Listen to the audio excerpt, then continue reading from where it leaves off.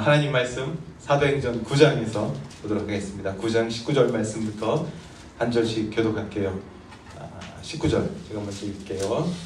사울이 다메섹에 있는 제자들과 함께 며칠 있을새 즉시로 각 회당에서 예수가 하나님의 아들이심을 전파하니 듣는 사람이 다 놀라 말하되 이 사람이 예루살렘에서 이 이름을 부르는 사람을 멸하려던 자가 아니냐. 여기 온 것도 그들을 결박하여 대제사장들에게 끌어가고자 함이 아니냐 하더라. 사울은 힘을 더 얻어 예수를 그리스도라 증언하여 다메섹에 사는 유대인들을 당혹하게 하니라. 여러 날이 지나매 유대인들이 사울 죽이기를 공모하더니 그 계교가 사울에게 알려지니라. 그들이 그를 죽이려고 밤낮으로 성문까지 지켜왔지. 그의 제자들이 밤에 사울을 광주리에 담아 성벽에서 달아내리니라. 아멘. 제가 참 좋아하는 영상 중에 하나가 집 짓는 게 있어요. 제가 집 짓는 거 참 좋아하는데 저희 아버님이 그렇게 집 짓는 걸 좋아하시더니 제가 그 나이가 되니까 또 따라 하는 건지 몰라도 참 관심이 있습니다. 그러니까 제가 집 짓는 영상들을 보다가 배운 건데 집 짓는 재료 중에 가장 튼튼한 것이 콘크리트입니다. 미국에서야 다 목재로 집을 짓고 있죠. LA 쪽에서는. 그러나 대부분 이렇게 멋있는 건물들을 보면, 큰 구조를 가지고 있는 건물들을 보면 콘크리트가 주 재료인 것 같습니다. 근데 이 콘크리트 건축의 특이한 점이 하나 있는데 시간이 많이 걸려요. 목재나 철재들은 기다릴 필요 없이 딱딱 잘라서 지은 다음에 그게 계속해서 쌓아 나갈 수 있는데 이 콘크리트라는 게 굳는 시간이 필요합니다.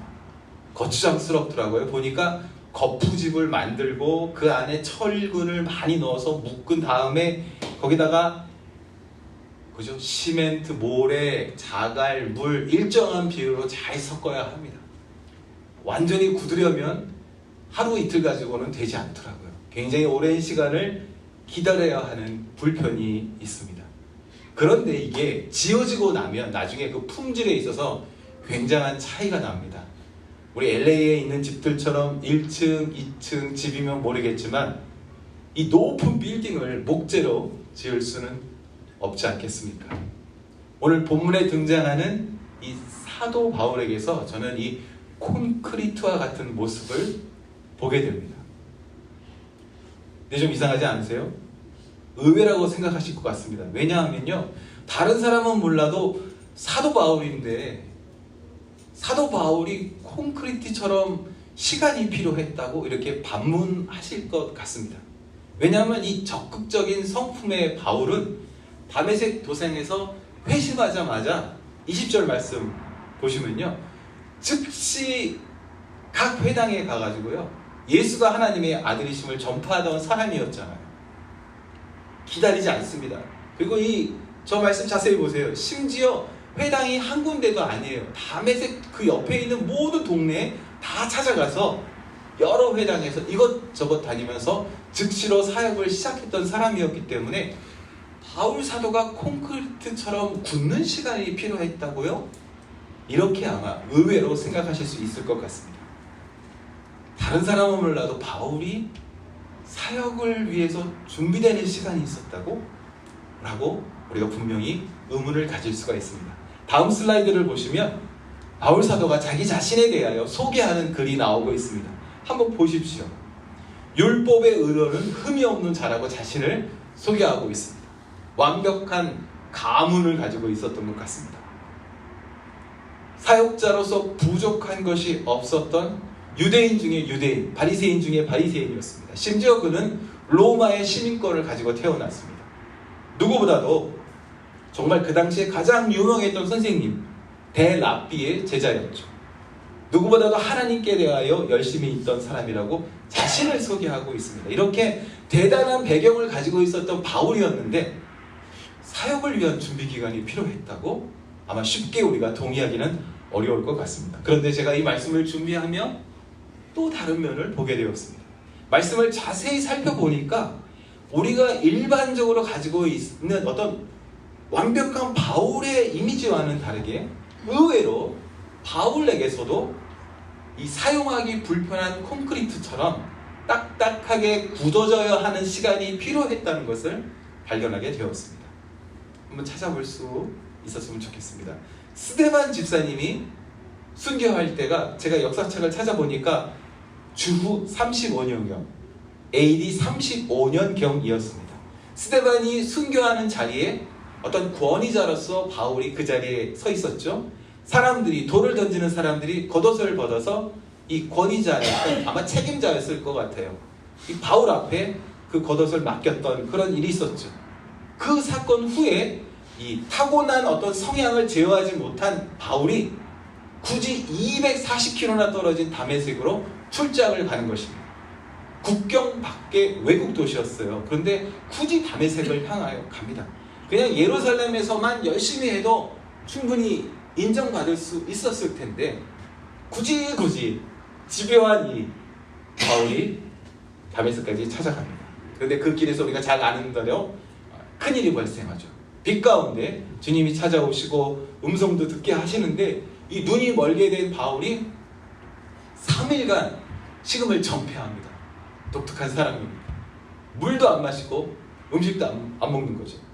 근데 그때 그 도시에 살고 있던 제자 아나니아가 찾아와 눈이 치료되고 예언을 하는데 바울에게 이방인을 위한 그릇으로 하나님이 특별히 선택하셨습니다 라는 그런 사명을 받게 되죠. 우리 19절 20절 말씀을 다시 보시면 이 구절에서 그의 성격이 아주 잘 나타나죠. 음식을 먹고 건강해지자마자 며칠 안에 즉시로 전파하기 시작하죠. 정말 큰 소동이 벌어지죠. 왜냐하면 지금까지 마치 법정에서 검사가 이 사람은 유죄입니다 라는 것을 증명하자 하고 있었는데 갑자기 태도를 바꿔서 이 사람은 무죄요 하고 이 죄인을 변호하는 것과 마찬가지 상황이었기 때문입니다. 바울이 너무나 유명했기 때문에 이 바울의 회심 사건은 모두에게 충격적으로 다가오게 되었습니다. 다음 슬라이드에 25절에 보시면 이 다메섹 공동체가 부담을 느꼈던 것 같아요. 바울을 광주리에 담아서 성벽 아래로 탈출시킵니다. 그리고 26절에 보면 이 바울이 예루살렘에 가서 제자들을 만나려고 했지만 모든 제자들이 바울을 무서워해서 만나지 못했다라고 기록하고 있습니다. 그런데 이 기록이 마치 바울이 다메섹에서 예루살렘으로 곧바로 간 것처럼 읽혀질 수 있지만 사실 이 25절과 26절 사이에 사건들이 존재하고 있습니다. 갈라디아서 1장 17절부터 19절까지의 말씀을 우리 한번 다 같이 읽어보겠습니다. 시작. 또 나보다 먼저 사도된 자들을 만나려고 예루살렘으로 가지 아니하고 아라비아로 갔다가 다시 다메섹으로 돌아간다. 그 후에 3년 만에 내가 게바를 방문하려고 예루살렘으로 올라가서 그와 함께 15일을 머무는 동안 주의 형제 야고보 외에 다른 사도들을 보지 못하였노라. 이 말씀을 한번 분석해 보세요. 바울이 다메섹을 2번 떠난 거예요. 처음에 성벽을 타고 다메섹을 탈출해서 잠시 사우디아라비아 말고요, 이름이 비슷한 그 근방의 아라비아라는 곳으로 피신했던 것이죠. 그러나 오래 머무르지 않고 곧 돌아와서 다메섹에서 다시 3년을 사역하다가 AD 38년쯤에 예루살렘을 방문하게 된 것입니다. 다메섹 도상에서 예수님을 만나서 그 위대한 사명을 부여받았는데 3년이 지난 다음에서야 출발지였던 예루살렘을 방문하게 된 것이죠. 2주 동안 예루살렘을 방문하는데 이 예루살렘에서도 역시 큰 사건들이 발생합니다. 아마 바울은 2주가 아니라 더 오래 있을 계획이었을 것입니다. 그러나 바울에 대한 소문이 너무나 양쪽 사이드에 유명했기 때문에 심지어 사도들도 바울을 fully trust 하지 못합니다.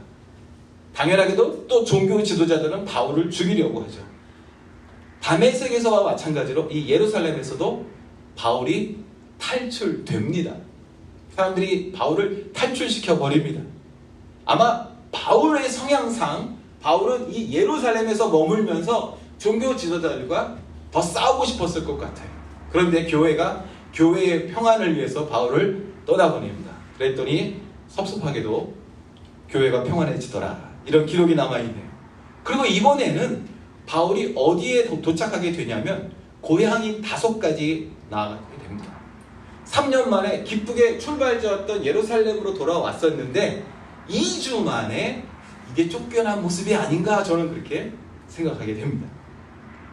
그리고 이어지는 사도행전의 기록을 보면 주인공 바울이 사라져요. 사도행전에서 이 주인공 바울이 쓱 사라집니다. 그리고 이 바울이 사라진 상황 속에서 초대교회가 아주 중요한 결정을 내리는데 세계 선교를 위한 기초를 놓게 됩니다. 시간이 흘러서 사도행전 11장 25절에 가서야 바울이 다시 등장하게 됩니다. 이 구절을 한번 같이 읽어보겠습니다. 시작. 바나바가 사울을 찾으러 다소에 갔어. 만남에 안디옥에 데리고 와서 둘이 교회에 1년간 모여있어 큰 무리를 가르치고, 바울이 고향 다소 멀리 떨어져 있었는데 그 당시 초대교회에서 크게 칭찬듣던 바나바가 이곳을 찾아와서 바울을 초대하죠. 그래서 사도행전에 다시 등장하게 됩니다.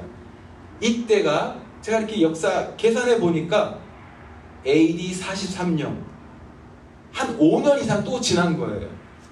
안디옥의 담임 목사였던 바나바가 예전에 예루살렘에서 만났었던 그 바울을 기억하고 바울을 찾으러 멀리 떨어졌던 다소까지 찾아와서 바울을 데리고 가는 것입니다. 이 두 사람이 팀을 이루어서 안디옥 교회에서 1년 동안 큰 무리를 가르치고 정말 큰 부흥이 일어나게 됩니다. 이때부터 주변 사람들이 예수 믿는 사람들을 크리스찬이란 이름으로 부르게 된다는 거예요. 그런데 다음 구절 29절에 보시면 안디옥 교회가 특별한 일을 바울에게 부탁합니다. 큰 흉년이 들어서 예루살렘 교회가 고통받는다라는 소식을 듣고 안디옥 교회 그 인근의 성도들이 후원금, 구제헌금을 하죠. 그리고 그 모아진 헌금을 전달하는 임무를 바울에게 부여하게 됩니다. 이 말씀도 한번 우리가 같이 읽어보겠습니다. 29절 시작. 제자들이 각각 그 힘대로 유대에 사는 형제들에게 부조를 보내기로 작정하고 이를 실행하여 바나바와 사울의 손으로 장로들에게 보내니라. 자, 이 일을 누구와 함께 보내요? 바나바. 혼자 간 것이 아니에요. 바나바와 함께 갑니다. 그리고 이 일을 마친 다음에 제가 또 계산해 보니까 또 2년 정도가 훌쩍 지나갑니다. AD 45년경에 드디어 주목할 만한 큰 변화가 바울의 인생에 다가오는데 13장 2절 말씀에 보시면 안디옥 교회가 큰 결정을 내립니다. 이방 선교를 위해서 바나바와 바울을 따로 세우는 일을 하게 되죠. 그때 혼자 파송되는 거 아니에요. 바나바와 함께 선교사로 파송되게 됩니다. 이때가 45년경. 기다려왔던 대로 바울이 오랫동안 꿈꿔왔던 대로 이 1차 선교 여행을 떠나게 됩니다. 다메섹 도상에서 주님께 그 음성을 듣고 나서 10년 정도 시간이 흐른 후였습니다. 아마 바울이 굉장히 기뻤을 것 같습니다. 아마 이 1차 선교 기간을 아마 2년 정도, 2, 3년 정도로 많은 신학자들이 계산하는데 이 2, 3년 정도의 은혜스러웠던 정말 꿈꿔왔던 1차 선교 여행을 마치고 정말 기쁜 마음으로 안디옥 교회에 돌아와서 이런 일이 있었어 하고 막 보고하고 자 이제 2차 선교 여행 가야 되는 거 아니야 이렇게 말했는데 아니에요. 또 시간이 흘러가서 AD 50년쯤 되었을 때 2차 선교 여행을 시작하게 됩니다. 여기서부터 정말 큰 변화가 일어나게 되죠. 바울이 예전에 처음으로 예루살렘에서 바나바에 의해서 사람들에게 소개됐을 때부터 바울은 항상 바나바의 조력자 같은 위치였습니다. 안디옥에서 사역할 때나 구제헌금의 그 심부름을 할 때나 또 1차 선교 여행을 할 때에도 항상 바울 곁에는 선배 바나바가 있었습니다. 그러나 AD 35년 그때로부터 긴 세월이 지난 지금 현재 이 바나바와 갈라서게 되므로 이제 정말 홀로 서게 되는 것입니다. 이 마지막 갈라서는 과정이 쉽지 않았습니다. 가슴 아프게도 지금까지 가장 가까이에서 신뢰할 수 있었던, 의지했던 이 동역자 바나바와 갈라서게 되면서 바울이 홀로 서게 됩니다. 갈라서는 이유가 하찮은 이유였습니다. 다음 슬라이드 한번 보십시오. 같이 한번 읽어볼까요? 다음 슬라이드 15장 38절 말씀 시작. 바울은 밤블리아에서 자기들을 떠나 함께 일하러 가지 아니한 자를 데리고 가는 것이 옳지 않다 하여 서로 심히 다투어 피차 갈라서니 바나바는 마가를 데리고 배 타고 구브로로 가고 바울은 실라를 택하고 둘이 갈라서는 것입니다. 기다리고 기다렸던, 꿈꿔왔던 2차 선교를 위한 팀을 꾸리다 말고 두 사람 사이에 지난 1차 선교 기간 가운데 있었던 일에 대해서 이 사람 데리고 가느냐 마냐 이것 때문에 막 다투게 되고 결국 두 팀으로 나누게 되죠. 이때가 AD 50년경. 이방인을 위한 그릇으로 내가 특별히 선택하였다라는 음성을 들었는데 그 사역을 위해서 스스로 서기까지 무려 15년이 걸렸던 것이죠. 바울 그러면 우리가 생각나는 완벽한 사람 있잖아요. 어떤 흠이 없는 사람, 당장 사역에 들어가도 문제가 없을 것 같은 이 사람이었는데 무려 15년 많이 기다렸던 것이죠. 콘크리트가 단단해질 때까지 아주 오랜 시간이 걸렸던 것입니다. 15년이 흐른 후에 바울이 파란만장했던 자신의 삶을 뒤돌아보게 됩니다. 저의 상상이에요. 열심히 특심이었던 바울이 항상 기세가 등등했었죠. 히브리인 중에 히브리인, 로마 시민권자, 대랍비였던 가말리알의 제자, 적극적인 성품의 바울, 예수님을 만나자마자 죽기 살기로 식음을 전폐하고 아나니아를 통해서 그 응답을 듣자마자 즉시로 여러 회당에서 전파하던 바울, 예루살렘에 도착하자마자 두려워하는 사도들의 그 마음의 상태는 상관하지 않고 막 달려들어서 친구하자고 했던 바울. 그러나 실망하여 고향 다소에 내려가서 가업이었던 텐트를 만들며 시간을 보내었던 의기소침했던 바울. 어느 날 예측하지 못했는데 바나바가 찾아와서 안디옥에서 같이 사역까지 했을 때 다시 살아났을 바울의 마음. 그러나 그에게 주어진 임무는 바나바와 함께 구제헌금 들고 심부름 갔었던 그 바울. 침묵 중에 1차 선교 여행을 기다려야 했었고 가서 참 즐거웠던 그 꿈같은 시간을 보고했지만 여전히 2차 선교 여행은 시작되지 않고 기다려야만 했었고 2차 선교 여행을 떠난다 그 기쁜 소식을 앞두고 지금까지 가장 신뢰했었던, 의지했었던 이 바나바 형님과 스플릿되어 했었던 이 바울은 파란만장했던 자신의 삶을 뒤돌아보면서 깨닫게 되죠. 자기가 가졌던 자랑스러운 그의 배경, 그의 성품, 열정, 그의 모든 학식이 다 사라지고 나서야 하나님께서 이제서야 이방인을 위한 그릇으로 세우셨다는 것을 깨닫게 되는 것이죠. 만약 이 지난 15년 동안 콘크리트가 굳는 시간을 기다림이 없었다면 바울이 어떤 사역을 했을 것 같습니까? 다메섹에서 아나니아를 만나자마자 눈에서 비늘이 벗겨지는 것, 그 체험을 하면서 1차 선교 여행을 그대로 튀어나갔다면 어떤 결과가 있었을까요? 바울은 자기 자신을 표현할 때 자기는 흠이 없다고 말하던 완벽주의자였습니다.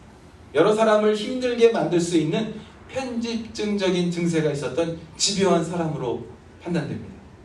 바울은 어쩌면 하나님을 신뢰하기보다는 자기 자신을 믿었던 그런 좁은 사람이었습니다. 그러나 우리가 비가 온 뒤에 땅이 굳는다라는 말처럼 어제 저녁에 우리가 나누었던 말씀처럼 시시때때로 적당하게 내려주시는 그 이른 비와 늦은 비가 바울이라는 사람을 만들어가고 계셨던 것이죠. 당장 시작하고 싶었던 바울의 성품과는 다르게 급격한 변화를 겪은 바울을 위해서 하나님은 그를 위한 맞춤의 그 훈련을 준비하고 있으셨습니다. 회심했던 초기에 그가 열정적으로 달려들 때마다 교회는 혼란을 겪었습니다. 그러나 그를 사역에서 탈출시키자 다메섹에서도 그랬고요, 예루살렘에서도 그렇고 교회가 평안해진 것을 우리가 볼 수가 있습니다. 스데반의 순교 자리에서 옷을 지키던 바울은 언제나 중심에 서서 주목받기를 원했던 사람이었죠.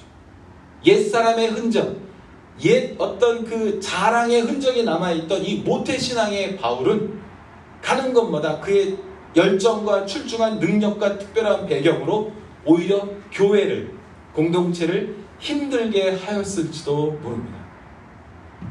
마찬가지로 우리의 삶에서 우리를 볼 때 우리가 하나님의 시간을 기다리지 못하고 내가 가졌던 내 어떤 배경으로, 나의 학식으로, 나의 업적으로 내가 이 교회 공동체에 다가간다면 이 교회 공동체가 어지러워질 수 있다는 것이죠. 바울의 생각에, 또 우리들의 판단에 바울 정도 되면 당장 이방을 위한 사도로 부르심 받았으니 사역에 투입할 수 있어, 이렇게 우리가 판단했을 것입니다. 그러나 남아있었던, 숨어있었던 율법의 영향력 아래에 있었던 이 바울의 속사람이 깨끗해질 때까지 하나님은 그를 위한 특별한 학교를 준비해 주셨던 것이죠. 사실 우리는 신앙생활을 하면서 이 기다림의 시간보다는 뚝딱뚝딱 빠르게 만들 수 있는 목재나 철제처럼 그렇게 지어나가는 것을 좋아하고 있습니다. 이런저런 불편함을 가져오는 이 콘크리트, 이것은 생략하고 그냥 믿음으로 주님, 다메섹과 예루살렘을 정복하겠습니다, 이렇게 선언하고 있지는 않습니다. 그러나 하나님께서는 바울을 통하여 그분의 그 특별한 학교를 우리에게 알게 해주십니다. 신구약 성경에 보면 바울처럼 참 많은 사람들이 이 하나님의 기다림의 학교에 입학했다는 것을 우리가 알 수 있습니다. 요셉도 어려서 화려한 꿈을 꾸었지만 구덩이 학교에 던져져야만 했었습니다. 모세도 광야 학교를 무려 40년이나 다녔죠. 다윗도 무려 10대의 골리앗을 처형해서 이스라엘의 영웅으로 등장했지만 왕위에 오르기까지 미친 짓을 해야만 살아남을 수 있었던 그 기다림의 학교를 거쳐야만 했습니다. 성경에 나오는 그 모든 믿음의 선진들이 광야 학교, 기다림의 학교에 등록해야만 했었습니다. 우리에게도 이 학교가 필요하죠. 이 광야 학교가 선택 과목이 아니고 졸업하려면 꼭 들어야만 하는 필수 과목이라는 것입니다. 이 15년 동안에 특별 이 콘크리트 학교를 졸업하는 바울이 빌립보서 3장 8절에서 이렇게 고백합니다. 다 같이 한번 읽어보겠습니다. 시작. 또한 모든 것을 해로 여김은 내 주 그리스도를 아는 지식이 가장 고상하기 때문이다. 내가 그를 위하여 모든 것을 잃어버리고 배설물로 여김은 그리스도를 얻고 그 안에서 발견되려 함이니. 시간이 흐른 뒤에 바울이 깨닫게 되죠.